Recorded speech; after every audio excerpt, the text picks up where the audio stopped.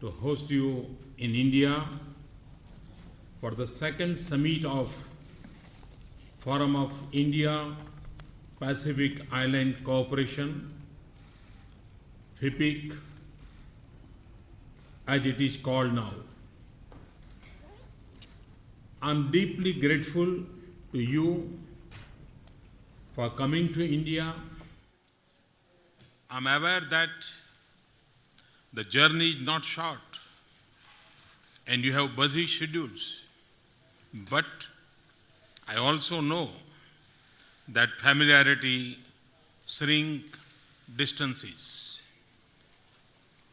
I was pleased to join our President in greeting you in Delhi yesterday. I hope you have enjoyed Delhi, Agra and Jaipur, and that our team let you shop a bit. I hope you like your visit to Taj Mahal. If you are visiting India for the first time, I'm sure you are struck by the size, the culture, the diversity, and the sea of people. Like we are wonderstruck at the thought of a nation living as a small community in harmony with nature on a beautiful island. It is this diversity that makes our planet so special. I especially welcome you in this historic city of Jaipur. The Pink City is known for the pink sandstones of its famous palaces. It is a city of heroism and valor, of art and heritage, and above all, a strong tradition of hospitality. I thank Chief Minister Srimati Vasundhara Raje for her generous support. This is the first regional summit that I am hosting in India. This is one will always remain very special for me. It is also special because India and Pacific Island countries are setting an example of partnership for this century. It is a partnership forged by shared aspirations and challenges. It is shared by the belief that all nations, small and large, have equal stakes in this world. We also recognize that a globalized world has deepened interdependence and changed our perception of geography. In particular, the center of gravity of global opportunities and challenges are shifting to the Pacific and Indian Ocean region. The fortunes of nations in and around the two oceans are interlinked. For this region, the tides that bear hopes and bring challenges to the shores in and the Pacific Island are the same. That is why some call the region the Indo-Pacific region. But that is not all that brings us together. Small island states may add up to small land area and even smaller population, but they are as important for us as any other nation. We have and will stand with you in international forums.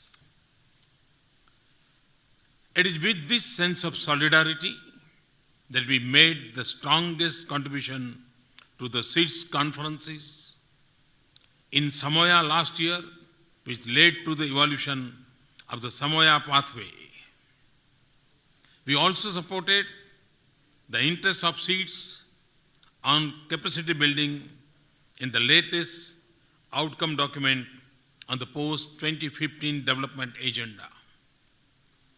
India stands shoulder to shoulder with you for a dedicated seats is an expanded and reformed United Nations Security Council in both categories.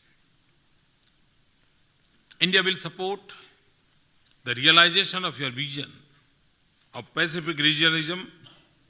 It is shining example of cooperative regionalism that should inspire others around the world. Excellencies, the world may see you a small island with modest populations. I see you as a large ocean states with a vast potential. Some of you have exclusive economic zones that are larger than the landmass and exclusive economic zone of India taken together. We are at the cusp of new era where oceans like space will become important drivers of our economies. Their sustainable use can bring prosperity and give us clean energy, new medicines, and food security beyond just fisheries. Ocean is critical to India's future too. That is why in the past year, I have focused a lot on ocean economy, both in India and international engagement. I see huge potential for our cooperation in this area.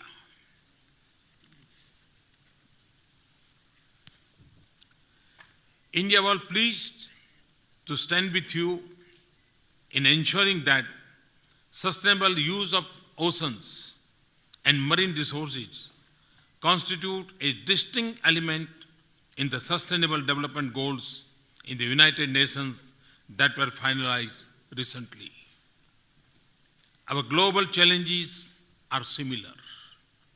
Climate change is an existential threat to the Pacific Islands. It is also taking a toll on the teeming millions on India's shoreline of 7,500 kilometers and its nearly 1,300 islands. We both seek a concrete and effective outcome on climate change at COP21 in Paris late this year. We work together for a separate goal on climate change in the substantial development goals and in a manner that addresses the interests of development countries. We must also build a closer partnership in pursuit of our shared aims in the WTO, for example, on fisheries. The United Nations is at a historic milestone of its 70th anniversary. I have written to all member states on charting the course for the United Nations for the years ahead. 7 decades after the United Nations was created, the world is a different place. We have 4 times as many nations. We have new challenges like climate change. We have new frontiers like space and ocean. We live in a globalized world with a transformed economy in a digital age. The United Nations must keep pace with the changing world. We must press for reform in the United Nations Security Council to ensure its relevance and effectiveness in the 21st century. We seek your support for the text of the President of the General Assembly as a basis for reforming the Security Council. Your voice of support for India's permanent membership of the Security Council will give the United Nations the global character and balance that mirrors our age. Excellencies, just as PIPIC should become our springboard for a stronger global partnership, we can also enrich each other through our bilateral regional cooperation. During the last summit, India announced a number of new initiatives with the Pacific Island countries.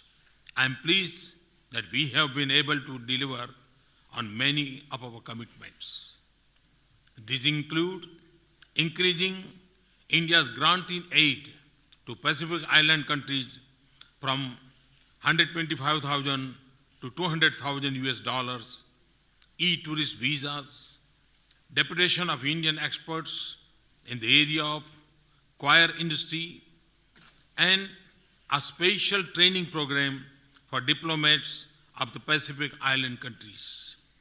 Trade, more than aid, is the enabler for development. I am pleased to announce the establishment of the PIPIC Trade Office in the Federation of Indian Chamber of Commerce and Industry in New Delhi. This is just the first step towards promoting trade and investment opportunities between India and Pacific Island countries. Excellencies, people of Indian origin in many of your countries provide a special human link between us. Excellencies, I eagerly look forward to hearing your views. I will also share my thoughts on our future initiatives to take this wonderful partnership forward. I want to say a special word of thanks for your support for the record-breaking adoption of International Day of Yoga by the United Nations and for making the first International Day of Yoga a grand success in your countries. In conclusion, I wish to say that the world is more magnificent for the rich gems of island states, and life on these islands is a beautiful proof of God's will and human spirit. We will work together to sustain and nurture some of nature's most precious gifts and some of this world's most wonderful people. Thank you.